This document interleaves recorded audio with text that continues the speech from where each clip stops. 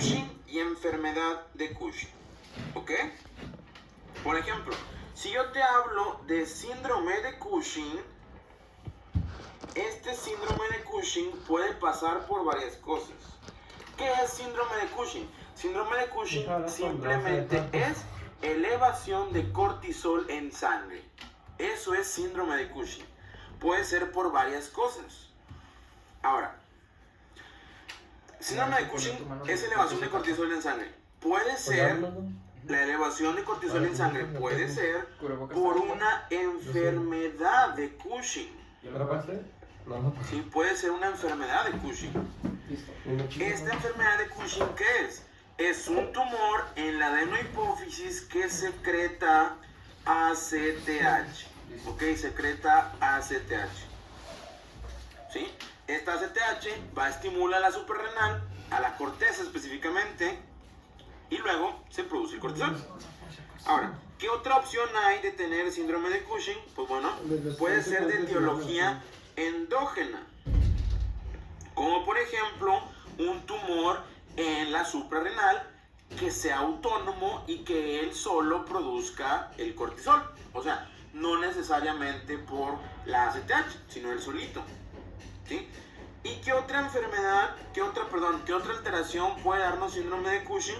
Pues obviamente el síndrome de Cushing exógeno.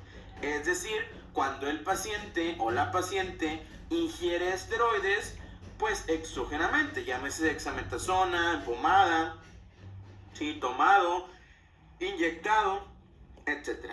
Que esta variante de aquí es otra de las únicas cosas que les podrían preguntar en COVID. ¿Ok? En COVID solo te pueden preguntar dos cosas. Te pueden preguntar qué causa tiroiditis, o bien te pueden preguntar que el tratamiento con COVID es con dexametasona en muchos casos, puede generarnos un síndrome de Cushing exógeno, ¿ok? Por ingesta de esteroides, ¿ok? Entonces, que no se te olvide, por favor, enfermedad de Cushing es un tumor que secreta ACTH. El endógeno secreta cortisol directamente. Y el exógeno, vamos a nosotros consumir los esteroides desde afuera, ¿ok? Entonces, ¿cómo diferenciar una enfermedad de Cushing de un Cushing, de síndrome de Cushing que es por tumor en la suprarrenal? Bueno, aquí lo importante va a ser los niveles de ACTH, ¿ok? Por ejemplo, en una enfermedad de Cushing, la ACTH estaría aumentada y el cortisol pues también. ¿Me explico? En el Cushing endógeno y en el exógeno, ahí estaría suprimida. La ACTH por retroalimentación negativa estaría suprimida, y ahí está nuestra diferencia para nosotros diagnosticar enfermedad de Cushing o bien un síndrome de Cushing endógeno o exógeno.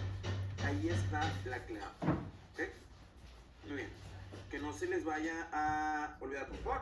¿Y qué otro dato clínico podemos tener? Pues en la enfermedad de Cushing, aparte de síntomas hormonales, ¿qué más tendríamos en la enfermedad de Cushing? ¿Qué se les ocurre? ¿Qué más podríamos tener? Aparte de los síntomas hormonales que vamos a ver ahorita. Efectos de masa. Vamos a tener efectos de masa. Así es, efectos de masa. Muy bien. Ahora, ¿cuál es el cuadro clínico que prácticamente todos los pacientes van a tener? Hay que analizarlo con cuidado. Escucha, todos los síndromes de Cushing van a tener el mismo cuadro clínico, porque pues es cortisol, ¿verdad? Pero cuando sea enfermedad de Cushing, ahí va a cambiar y le vamos a agregar los efectos de masa. ¿Ok? Mencionan que si puedo repetir. Sí, mira, lo que les decía es que síndrome de Cushing se puede dividir en tres aspectos, ¿ok? Y aquí la clave va a ser por la ACTH. En la enfermedad de Cushing hay producción de ACTH. Por lo tanto, vamos a tener ACTH elevada en la enfermedad de Cushing. Y por ende, cortisol elevado, ¿verdad? Pero en el Cushing endógeno y el exógeno, ahí la ACTH está suprimida. ¿Ok? Está suprimida y esta va a estar normalmente disminuida, y esa va a ser la diferencia entre Cushing endógeno y exógeno. Ahora, el cuadro clínico, les repetía, es el mismo en todos. ¿Por porque el cuadro clínico te lo da el cortisol. Y en todos los síndromes de Cushing hay cortisol elevado. ¿Me explico? Entonces, ¿cuál es este cuadro clínico? Depende de lo que hace el cortisol. El cortisol hace gluconeogénesis, crea glucosa nueva a base de proteínas y de grasa. Eso es lo que hace el cortisol. Cortisol hace gluconeogénesis a expensas de proteínas y de grasas. ¿Okay? El cortisol también es un fuerte inmunosupresor. Eso lo vamos a ver ahorita más adelante. Entonces, si tú entiendes esto que hace la hormona, tú sabes cuáles van a ser los síntomas del paciente. Por ejemplo, va a aumentar de peso el paciente con síndrome de Cushing. Vamos a tener irregularidad menstrual, en el caso de las niñas. Va a haber hirsutismo, ¿ok? Podemos tener alteraciones psiquiátricas, que esto es muy importante. Ustedes ya no lo necesitan, porque ya no ven síndrome de ovario poliquístico como tal en este tema, ¿verdad? Pero este es uno de los datos clave para cuando vayan a presentar ustedes el ENAM. Las alteraciones psiquiátricas son características del síndrome de Cushing, no tanto del SOP. Muy bien. Debilidad muscular. ¿Por qué debilidad muscular? Porque el cortisol degrada el músculo para generar glucosa. Y por ende, el paciente nos puede llegar con diabetes o con alteraciones en la glucosa. ¿Ok? El paciente tiene plétora facial, tiene las famosas fases de luna llena, que eso todos lo conocemos, ¿verdad? Fases de luna llena, y también la jiba de búfalo súper característica, ¿okay? Que es un acúmulo de mucopolísaca que se en la espalda, ¿sí? Y miopatía proximal. ¿Ok? Todos estos datos solo quiero que los conozcas para que tú puedas identificar un síndrome de Cushing.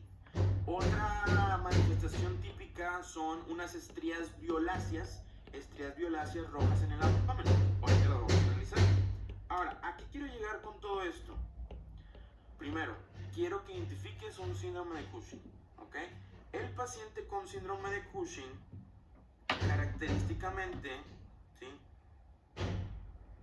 característicamente tiene extremidades muy delgadas y un abdomen muy prominente. Se les dice como en pata de araña, ¿ok? En patas de araña, porque las patas de araña son muy delgadas y el cuerpo de la araña pues está muy gordito, ¿ok? Va a tener una fase de luna llena. ¿A qué me refiero con esto? Cuando tú volteas a ver a alguien de frente, normalmente le ves las orejas, ¿sí? Estos pacientes tú los ves de frente y no se les ven las orejas porque los cachetes, ¿sí? Toda esta cara está tapando las orejas, fase de luna llena, ¿ok? La jiba de búfalo también les aparece en la espalda. Este es un síndrome de Cushing. Ahora, lo que les preguntan en tu examen va a ser lo siguiente. Ve, esta tablita que estás viendo aquí es bien importante para tu examen, ¿ok? Todos estos que están aquí son signos y síntomas que aparecen en la enfermedad de Cushing, pero están ordenados mediante su incidencia, ¿ok? Incidencia. Por ejemplo, en esta pregunta de examen te dice, ¿cuál de los siguientes hallazgos tiene un alto valor de sospecha de que un paciente pueda tener síndrome de Cushing? Miopatía proximal, hipertensión arterial, oligomenorrea, hirsutismo. La verdad es que todos se presentan en Cushing, ¿verdad? Pero aquí, ¿cuál era la clave? Agarrar el que tenga más incidencia. Y en el caso de la miopatía proximal, es un signo y síntoma que rara vez una enfermedad tiene. Por ejemplo, hirsutismo. Hirsutismo puede estar en síndrome de ovario poliquístico, puede estar en Cushing, ¿sí? Hirsutismo puede estar en algunas otras alteraciones hormonales. No es específico. Oligomenorrea. Oligomenorrea puede haber en 1001 cosas. Hipertensión arterial puede ser por 1001 cosas. Te metiste cocaína, te tomaste un Red Bull, te tomaste esto, y por un chorro de cosas. Pero miopatía proximal, ese es muy raro que tú lo veas en un paciente. Es casi como que patognomónico de Cushing. No es patognomónico, pero es casi patognomónico. Y aparte, si tú te vas a la tablita, la miopatía proximal es la que está más arriba en cuanto a porcentaje de incidencia, ¿ok? Si te fijas, hipertensión está abajo, ¿sí? Hirsutismo está más abajo y oligomenorrea está más abajo, ¿ok? Todavía la plétora facial, fíjate, si hubiese venido plétora facial, esa sí hubiese estado más arriba. Entonces, esta tablita, por favor, bien aprendidita, porque te van a preguntar los datos de síndrome de Cushing, pero ordenados en forma de incidencia, ¿no? Muy bien, que no se te olvide, por favor. ¿Y cómo se diagnostica el síndrome de Cushing? Se diagnostica con 1 miligramo de dexametasona en prueba de reto a las 11 de la noche. Tú le das al paciente 1 miligramo de dexametasona a esta hora, ¿ok?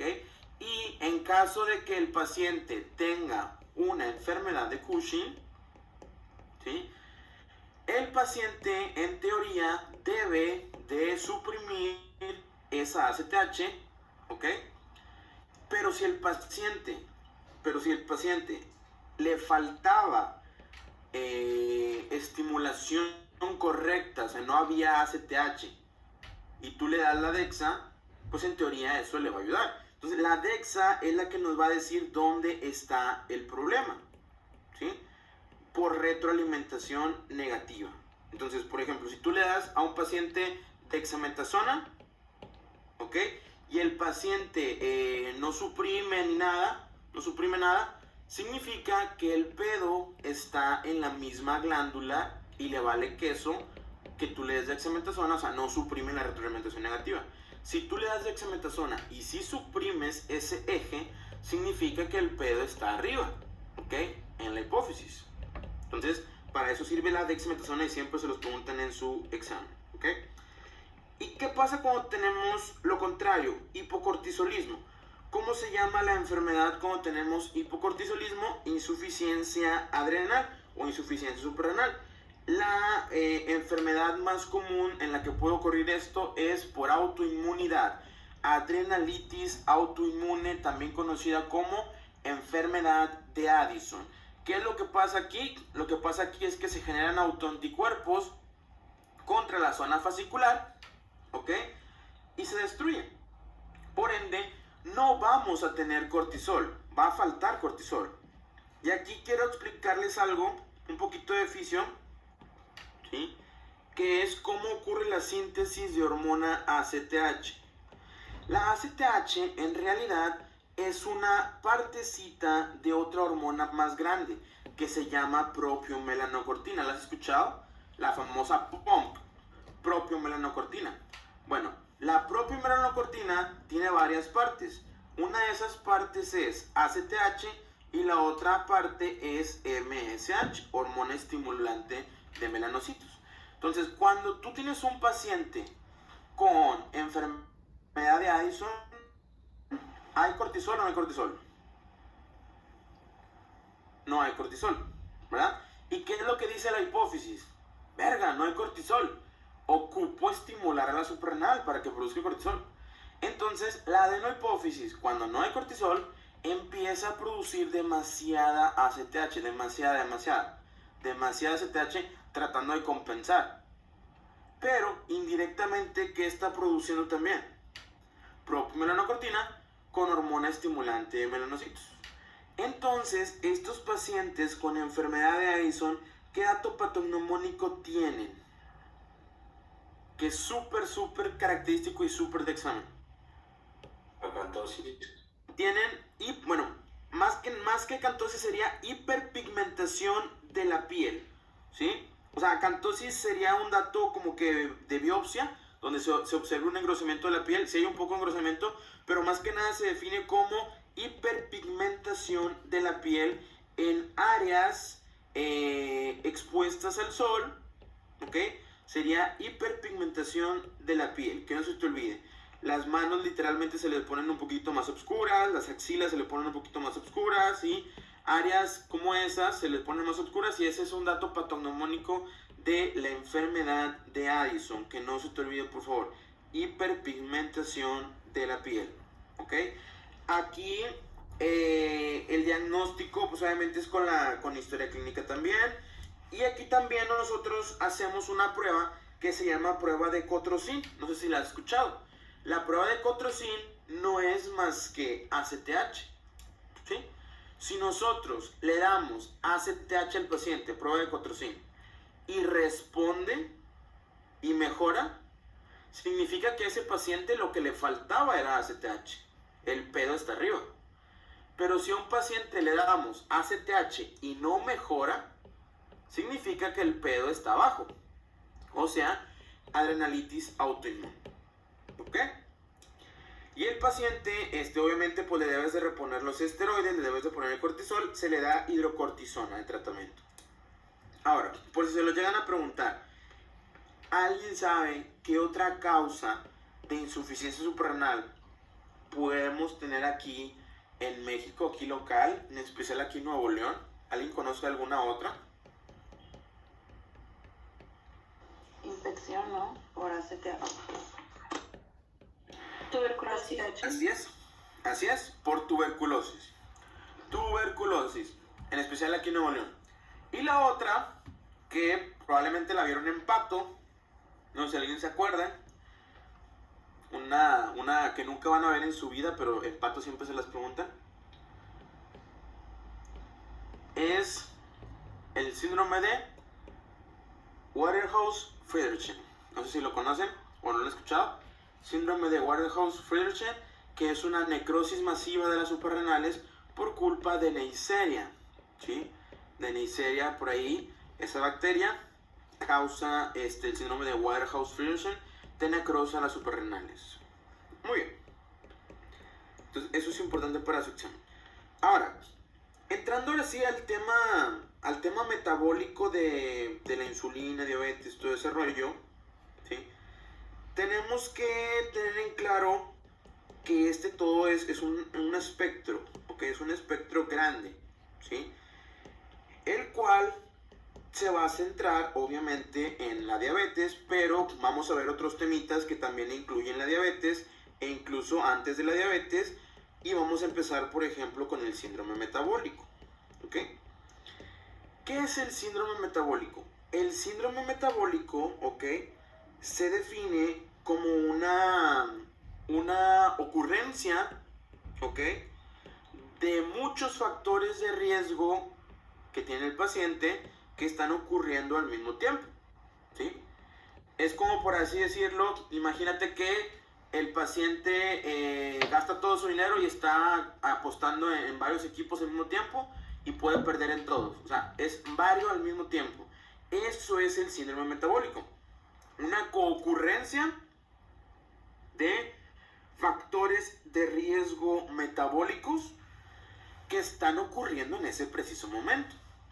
Ojo, ¿el síndrome metabólico es una enfermedad o no?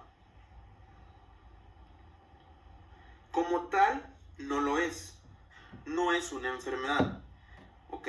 Simplemente es un estado en el que el paciente está en mucho riesgo de sufrir una enfermedad, ¿sí? Y son varias cosas al mismo tiempo. ¿Qué es lo que busca el síndrome metabólico? El síndrome metabólico, la definición de síndrome metabólico, busca encontrar pacientes que tengan riesgo de sufrir diabetes, que tengan riesgo de sufrir un infarto, que tengan riesgo de sufrir esto, para rescatarlos y que no les dé, ¿sí? Estar a tiempo. ¿Y cuáles son los factores de riesgo metabólicos de los que estamos hablando? Pues bueno, primero tenemos a la adiposidad central. Después tenemos a la hiperglucemia. También tenemos a la dislipidemia. Y por último, a la hipertensión arterial. ¿Ok? Muy bien. Este es el síndrome metabólico, ¿sí? Los factores de riesgo. Y todo esto, o la mayoría, la gran parte del síndrome metabólico, ¿sobre qué se basa? Sobre la resistencia a la insulina, que ahorita lo vamos a analizar. Resistencia a la insulina.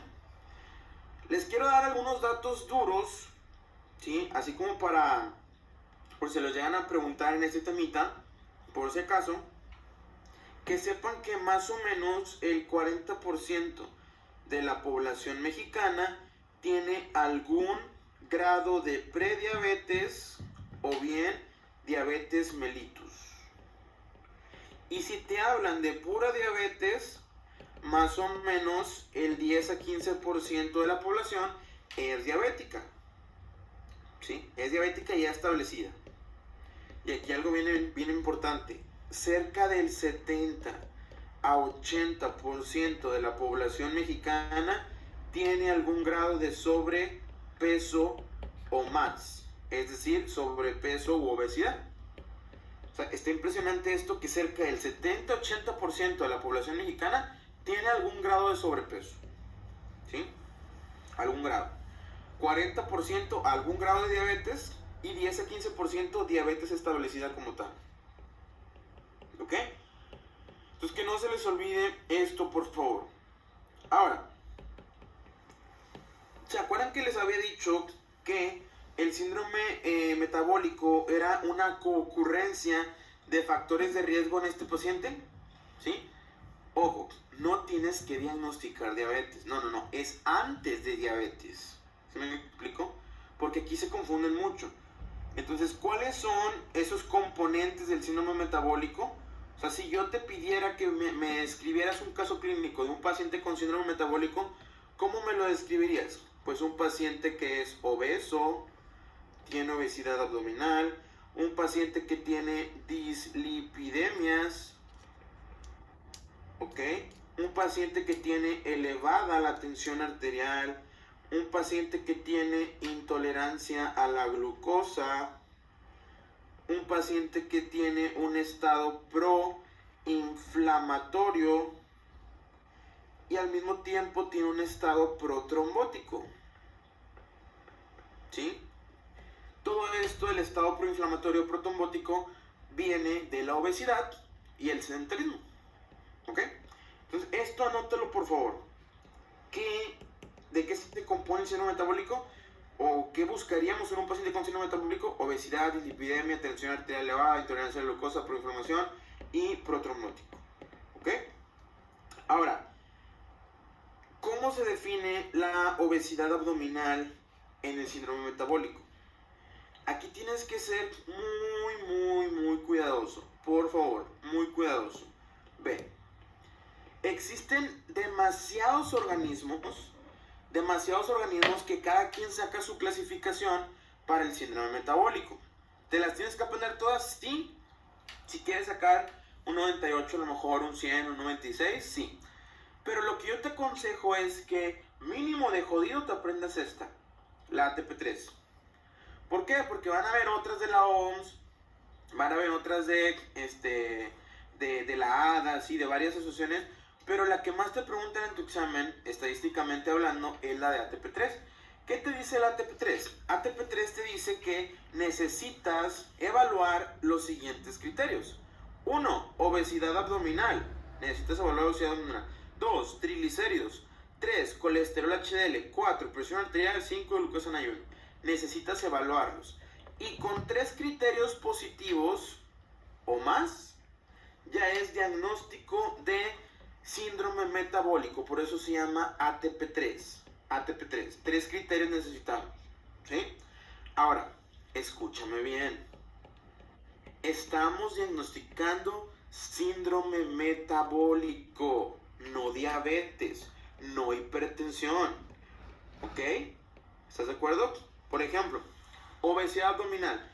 ¿Cuánta obesidad abdominal tiene que tener un hombre para ser criterio positivo? Mayor o igual a 102 centímetros.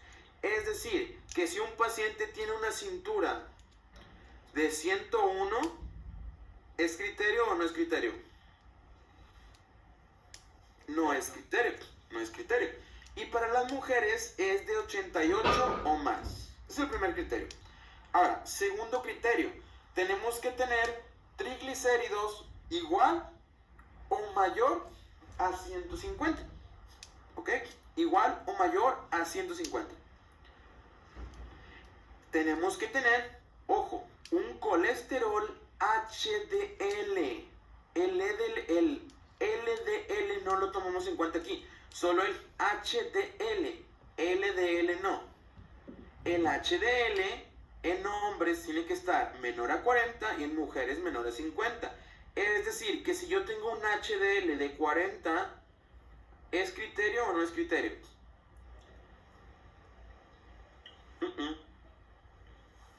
No es. Menor a 40, o sea, 39.9. Y aquí viene lo chido. Presión arterial.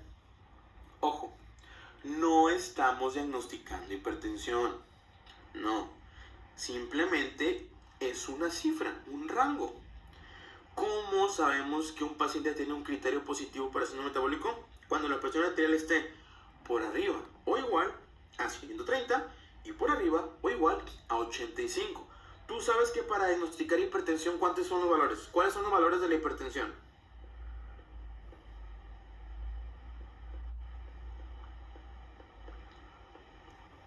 Estos son los valores para diagnosticar hipertensión, ¿verdad?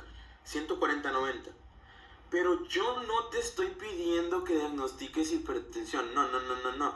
Simplemente que esté por arriba de esto de aquí. Por ejemplo, hace rato les pasamos por ahí una pregunta en Telegram acerca de síndrome metabólico. Ahorita la vamos a explicar. Ven. Si yo te pongo que un paciente tiene depresión, o sea, no depresión, sino depresión arterial. Si un paciente tiene de tensión arterial 135/87, ¿es hipertensión o no? ¿Qué dirías? ¿Cuántos son los valores para hipertensión? 140-90, ¿verdad? Entonces, ¿tiene hipertensión? No. ¿Pero está normal la presión arterial? Tampoco. ¿Cómo entra? Entra como criterio de síndrome metabólico. ¿Sí me explico? ¿Por qué? Porque está elevada más de lo que marca el ATP3. ¿Sí me explico? Ahora, con la glucosa. ¿Cuánta glucosa tiene que estar para que sea criterio de diabetes? La glucosa plasmática en ayuno. 126, ¿verdad? 126, ¿estás de acuerdo? 126. Pero si yo te pongo un paciente con 113 de glucosa plasmática en ayuno, que creo que ese era el ejemplo de Telegram, 113, ¿es criterio de diabetes? No, ¿verdad? No es criterio de diabetes. Sin embargo, está arriba de 100 o igual a 100, mayor o igual a 100. Por lo tanto, entra como criterio de síndrome metabólico. ¿Ok? Síndrome metabólico. ¿Ok? Muy bien. Ahora, te voy a poner un caso clínico. Ven, te voy a poner un paciente masculino de 58 años. ¿Ok? Hipertenso, en tratamiento, ¿sí? Acude a consulta de seguimiento, ¿ok? Acude a consulta de seguimiento. Le realizas una glucosa plasmática en ayuno, ¿ok? Y el paciente sale con una glucosa de 124 en ayuno, ¿ok? Muy bien. Tú le tomas su tensión arterial y el paciente sale con 120/80 de tensión arterial. ¿Ok? Y tú a este paciente le mandas a hacer estudios de laboratorio y tiene triacilglicéridos de 177. ¿Qué diagnóstico le das a este paciente? Si aplicamos ATP3, ¿tiene o no tiene síndrome metabólico? Sí tiene. Sí tiene. ¿Y por qué? Por el tratamiento de hipertensión y por lo demás. Así es. De hecho, por ahí hay una duda justo de eso. Sí, mira, glucosa plasmática en ayuno 124. ¿Entra como criterio de síndrome metabólico? Sí. Como diabetes, no, ¿verdad? Pero entra como criterio de síndrome metabólico. Ahí está uno. Ahora, triacilglicéridos de 177 están elevados. Entra como criterio. ¿La tensión arterial en este momento entra como criterio? No, no entra como criterio. Sin embargo, el paciente que te dice que está en tratamiento de hipertensión, ¿sí me explico? Aunque las cifras no entren en los criterios del ATP3, el paciente ya tiene hipertensión, está en tratamiento. Eso quiere decir que en algún momento de su vida el paciente tuvo 140/90. ¿Sí me explico? Entonces está en tratamiento, es criterio, se toma como criterio aunque esté en tratamiento, ¿sí? Entonces en este caso tendría tres criterios si entra como síndrome diabético, ¿ok? Síndrome metabólico. Ahora, esto es lo que dice el ATP3, ¿ok? Pero si en el examen te preguntan hacia el chilazo acerca de la definición de obesidad central, yo pondría los valores siguientes: más o igual a 90 centímetros en hombres y más o igual a 80 centímetros en mujeres, porque nosotros los americanos usamos los criterios de Asia del Sur. Escúchame bien. No vamos a medir con la misma vara, ¿ok? Escúchame bien. Obesidad central, cuando se trate de diagnosticar síndrome metabólico por ATP3, estos son los valores, ¿sí? Pero si te preguntan en el examen definición de obesidad central hacia el chilazo que no tenga que ver con síndrome metabólico, estos son los valores, ¿ok? Que no se te olvide, por favor, porque esto es un error muy frecuente en el examen. El ATP3 está hecho por los gringos y por eso toman esos valores de allá. ¿Se me explicó? Fíjate, el ATP3 toma estos valores. Entonces, mucho cuidado. Si estás usando ATP3, los criterios van a ser estos de acá. Pero si no te mencionan ni nada de ATP3 y te preguntan así el chilazo, definición de obesidad central en mexicanos, así nada más, 90 y 80. ¿Ok? Este es un error muy frecuente en el examen, aunque no lo creas. Bien, ahora, ¿para qué nos importa el síndrome metabólico? O sea, ¿qué es lo chido? O sea, ¿por qué hacemos tanto pedo por el síndrome metabólico? ¿Qué buscamos? Pregunta de examen. Buscamos disminuir el riesgo cardiovascular. Es decir, que el paciente se nos muera. Ese es el objetivo del síndrome metabólico. Evitar que el paciente se nos muera de riesgo cardiovascular. ¿Ok? ¿Y cómo vamos a hacer nosotros para mejorar el síndrome metabólico? Tenemos que hacer cambios en el estilo de vida. Cambios en el estilo de vida, es decir, reducción del peso corporal, hacer ejercicio, ¿ok? Una dieta baja en carbohidratos simples, ese tipo de cosas. Entonces, que no se te olvide esto, por favor. ¿Sí? Muy bien. Entonces, esto es el síndrome metabólico. Ahora, antes de entrar como tal a hablar ya de diabetes, porque esto es el preámbulo de diabetes, tenemos que hablar de un espectro que ocurre antes de la diabetes, que se llama resistencia a la insulina, ¿ok? Esta imagencita la saqué de unas notas que subieron por ahí a la papa, la verdad es que se me hicieron muy buenas, ¿sí? Entonces aquí tomé ese screenshot porque está muy bien explicado acerca de lo que puede ocurrir en la resistencia a la insulina, ¿ok? ¿Qué es esto, la resistencia a la insulina? Se los explico brevemente. Imagínate que tú tienes una llave, ¿ok? Para abrir tu cuarto o tu chapa, ¿sí? Tu casa, ¿sí? Esa llave, cuando está nueva, pues abre la chapa bien rápido, ¿verdad? Bien fácil, ¿sí? El pedo es que si tú abusas de esa llave y la usas demasiado y la esfuerzas demasiado, esa llave se va a ir desgastando y va a llegar un momento en que vayas a batallar para abrir la chapa. Vas a tener que hacer más esfuerzo para abrir la chapa, hasta que va a llegar un momento en que ya no va a haber llave, se va a quebrar la llave y ya no vas a poder abrir la chapa. Eso es la resistencia a la insulina. Normalmente el páncreas responde, cuando nosotros comemos glucosa, responde secretando insulina, ¿verdad? Pero el problema es que si nosotros comemos de más o comemos muchos carbohidratos simples, pues el páncreas tiene que producir más insulina de lo normal, ¿ok? Más insulina de lo normal. Entonces eso va generando que la insulina vaya haciendo menos efecto en los receptores, ¿sí? Cada vez la insulina a lo largo del paso va a ir teniendo menos efecto biológico. Es decir, a lo mejor cuando yo tenía 20 años, que estaba súper sano, con 100 miligramos de insulina, vamos a poner un ejemplo, ¿verdad? Con 100 miligramos de insulina me bastaba para comerme un leticachito, ¿verdad? 100 miligramos de insulina para comerme un leticachito. Pero luego, a los 30 años, la insulina ya no jala igual. Ocupo más insulina para comerme el mismo leticachito. Ahora son 130, 140 de insulina para comerme el mismo leticachito que me comí a los 20 años. Ahora, 50 años.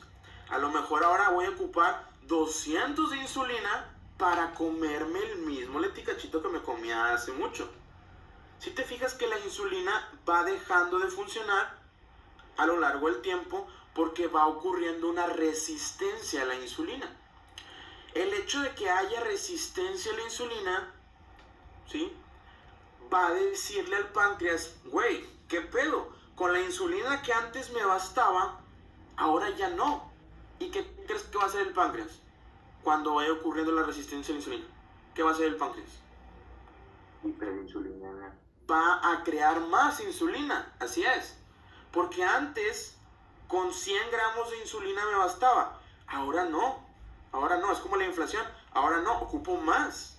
Entonces el páncreas, al tener resistencia a la insulina en los tejidos periféricos, el páncreas tiene que esforzarse más para producir más insulina para poder completar las demandas.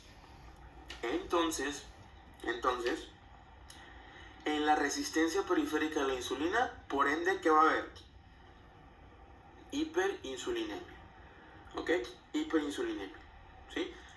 Y esta hiperinsulinemia con resistencia a la insulina tiene varios efectos clínicos. Por ejemplo, nos puede ocasionar alteraciones en los ovarios como síndrome de ovario poliquístico.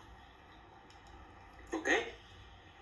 La obesidad también está relacionada con el con la resistencia a la insulina. ¿Por qué? Porque la insulina juega un papel fundamental en la introducción de ácidos grasos libres al tejido adiposo. ¿Okay? Otra de las cosas que podemos tener unas manifestaciones clínicas en la resistencia a la insulina es una acantosis nigricans en varias zonas del cuerpo como axila, cuello y nudillos. Esto es porque la insulina actúa como factor de crecimiento en estas áreas de la piel y promueve la acantosis, el engrosamiento de la piel de esas zonas. Y por último también puede ocurrir una esteatosis hepática no alcohólica, NASH, todo esto por el hiperinsulinemia y la resistencia a la insulina. Entonces si les preguntan en su examen qué entidades clínicas hay en la resistencia a la insulina, SOP, obesidad, acantosis nigricans, bueno, alopecia también, pero no es tan importante, y la estetopatitis no alcohólica. Ahora, si te preguntan en tu examen cómo se mide la resistencia a la insulina, bueno, hay dos maneras, ¿sí? Está la manera gold estándar, que es con la pinza euglucémica hiperinsulinémica, y está la otra forma manual, que es con el índice HOMA. Actualmente ya se comprobó que el índice HOMA no es buen indicador. No es buen indicador el índice HOMA. Entonces por eso últimamente ya no se los preguntan y les preguntan la pinza euglucémica. Te lo digo, esto solo es para estudios científicos, no es como que lo tengamos a la vuelta de la esquina, pero sí te lo preguntan que cuál es una manera de medir la resistencia a la insulina por la pinza euglucémica. Antes usábamos mucho el índice HOMA, ya no se usa actualmente. ¿Ok? Muy bien. Ahora, esto es resistencia a la insulina. Si la resistencia a la insulina no se controla, al paso del tiempo el páncreas deja de funcionar y ocurre lo que conocemos como diabetes mellitus. ¿Ok? Muy bien.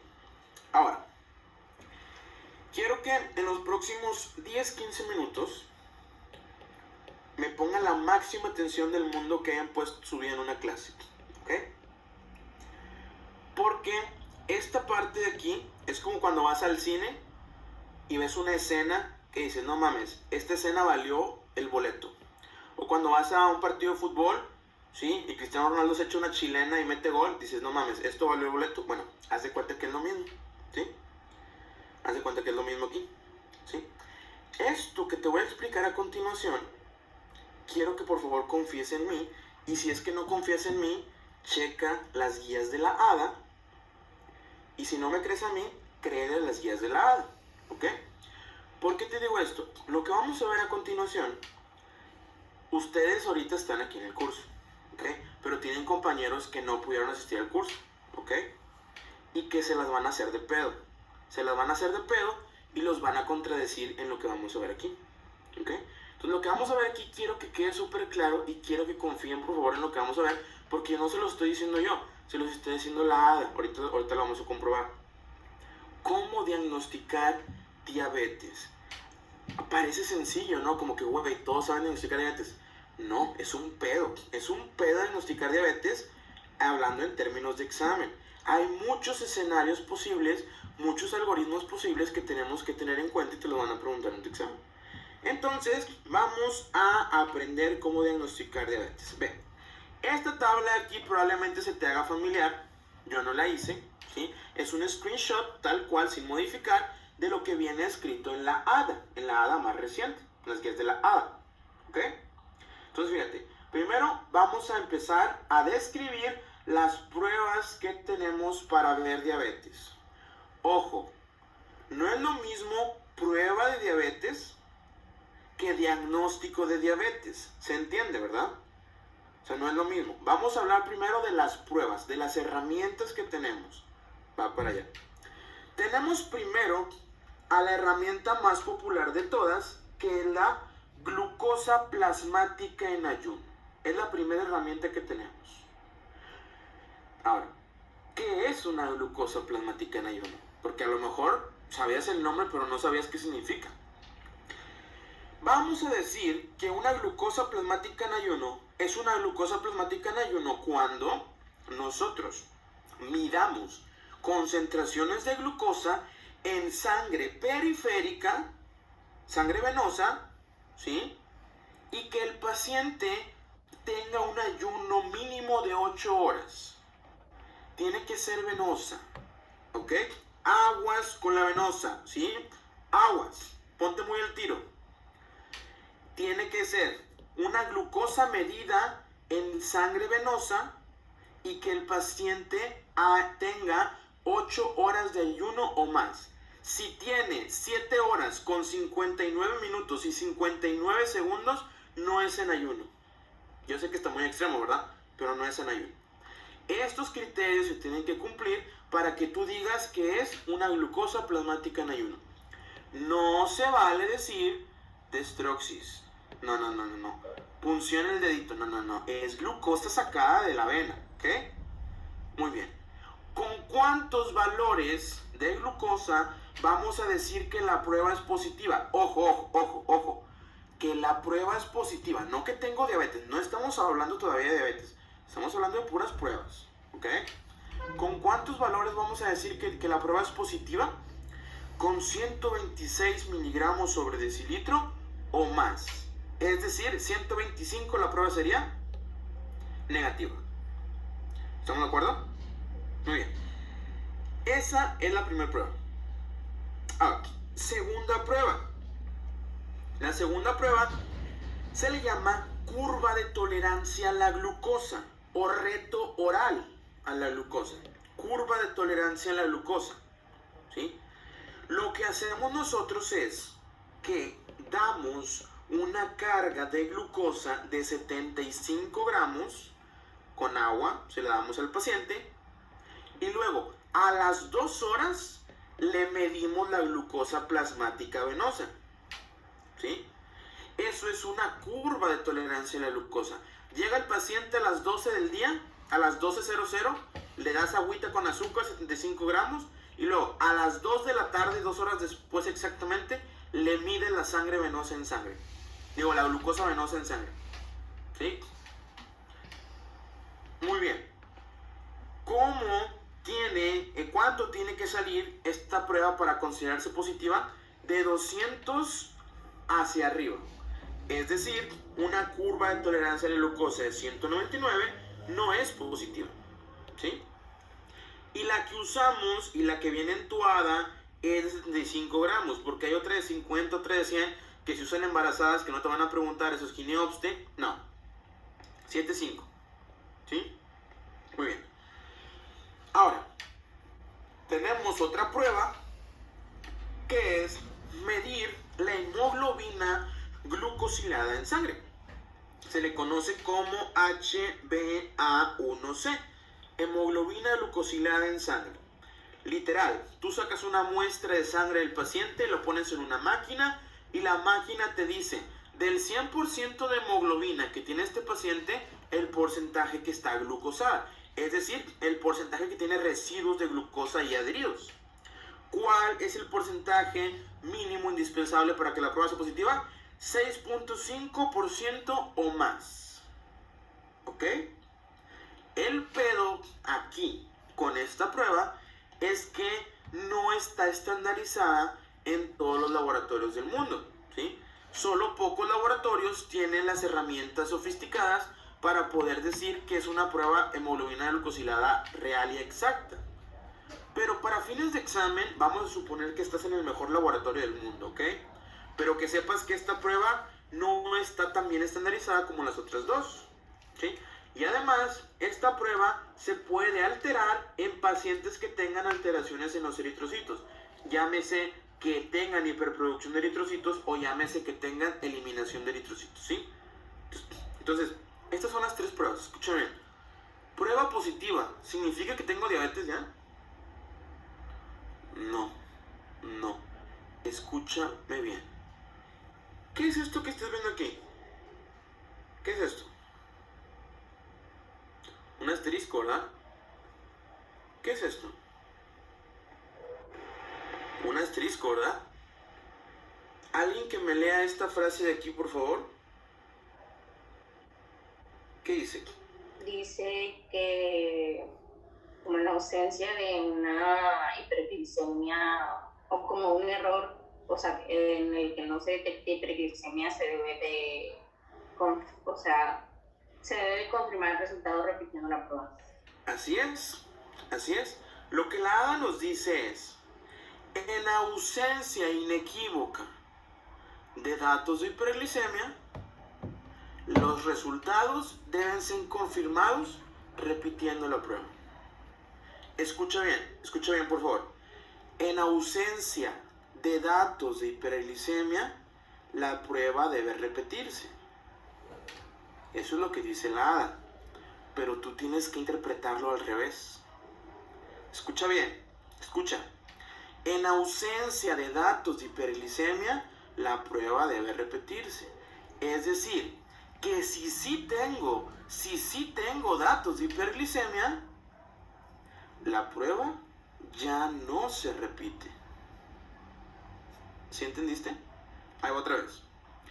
Cuando no tengo datos de hiperglicemia, en ausencia de datos de hiperglicemia, la prueba se repite. Pero si sí tengo hiperglicemia, si sí tengo datos clínicos de hiperglicemia, la prueba ya no se repite. ¿Cuáles son esos datos de hiperglicemia? El síndrome diabético. ¿Cuál es el síndrome diabético? Poliuria, polidipsia, polifagia y pérdida de peso. ¿Ok?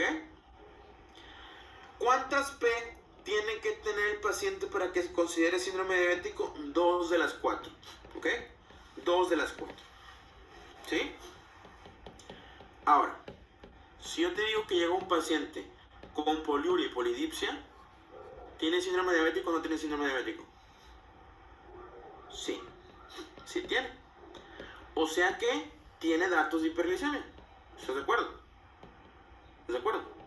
Ahora, ya que entendimos esto lo vamos a ver ahorita al final. Esta última prueba la vamos a ver al final, no te preocupes. Ahora, va a haber ocasiones en las que yo le tome glucosa plasmática a un paciente, pero no esté en ayuno. ¿Ok?